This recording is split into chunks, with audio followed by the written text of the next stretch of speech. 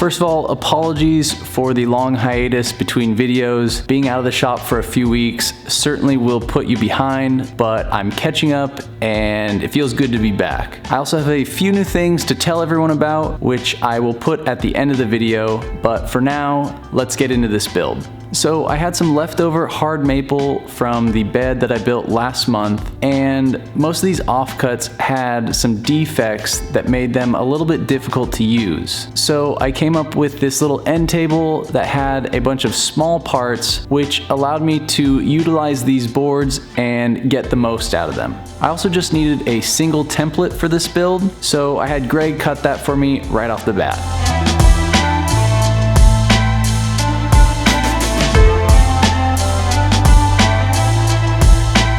Thank you, Greg. You know you're my favorite employee, right? So with the template, I could lay out all of my parts and avoid most of the defects, then get all of my parts rough cut.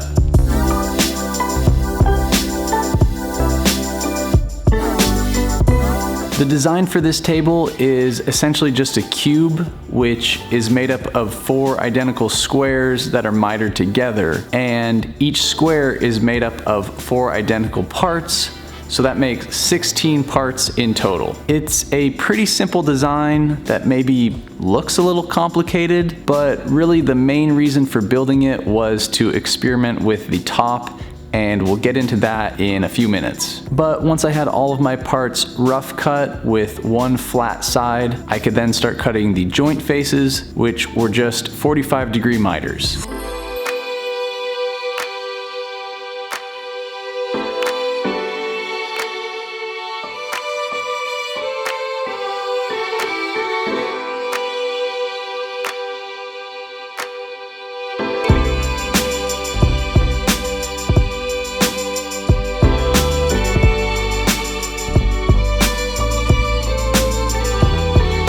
If you've watched some of my other videos, you have probably seen this process before.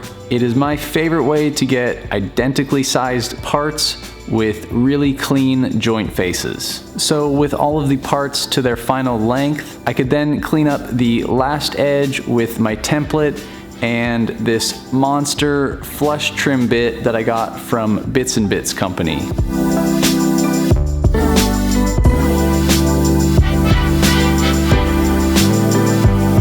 It cut through this hard maple like a dream, so if you're interested in this bit or maybe some other router bits, check out the link in the description as well as my discount code for 15% off. I could then cut in some dominoes at all of the mitered corners to give the joints a little bit of extra strength and keep everything aligned, then glue them all up.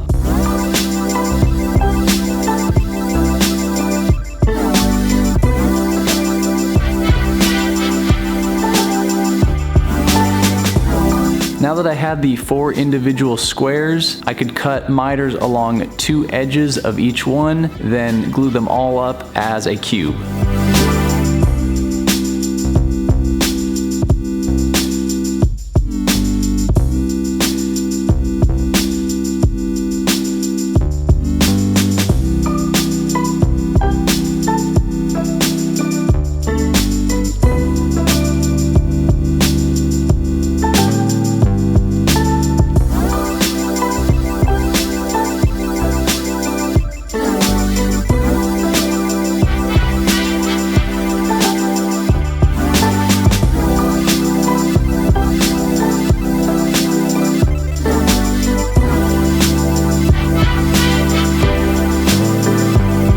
With the cube and the clamps, I could then focus on the top, and I had been wanting to experiment with some walnut and brass inlay. So the first step was to throw together a walnut panel.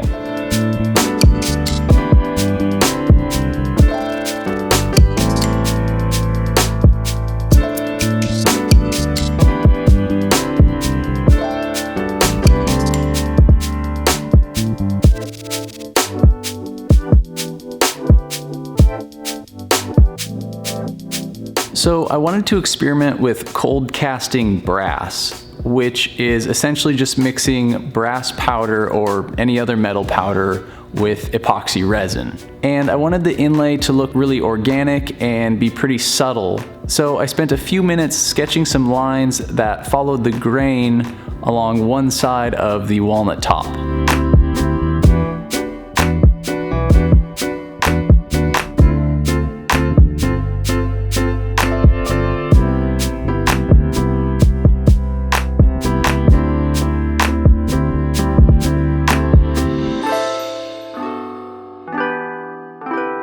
I then mixed up some Total Boat epoxy and mixed in the brass powder and poured it into all the grooves that I just cut.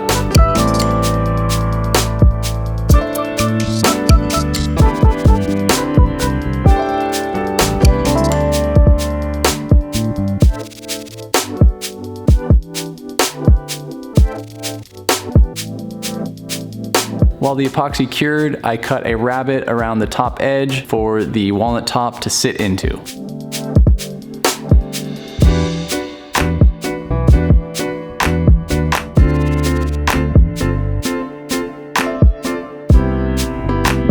It was also around this same time that I decided to do a second top. I liked the cube base so much on its own that I thought just doing a simple glass top would be cool as well.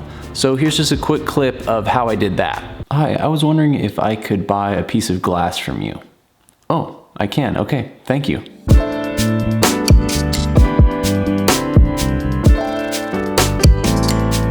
So with the glass version done, I just needed to sand and add some finish to the walnut top, and this cube was officially gleamed.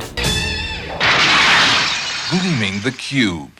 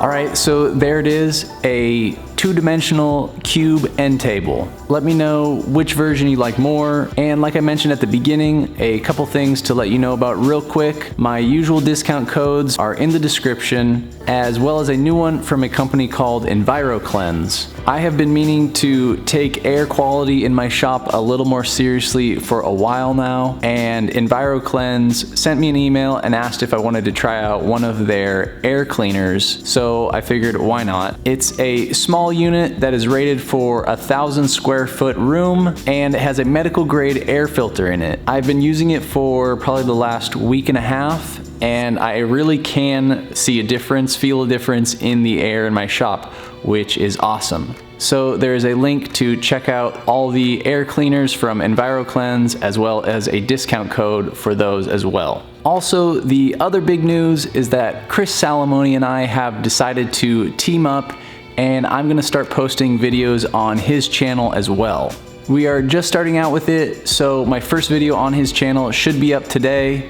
So I'll put a link to his channel in the description. I've also done a few other collaborations with some other YouTube makers over the past month or two, so there will be links to those videos as well. And lastly, as I have started to do for a lot of the pieces I build for videos, this one is for sale on my website, along with a couple others, and I try to sell them at a bit of a discount, so go check those out if you're interested. Alright, that's it for now. Thank you as always for watching. I really appreciate it. And of course, until next time, if you ever think you are just here to watch woodworking on YouTube, don't be surprised when we all end up gleaming the cube. Maybe I am as bad as they say. Who says? Everyone.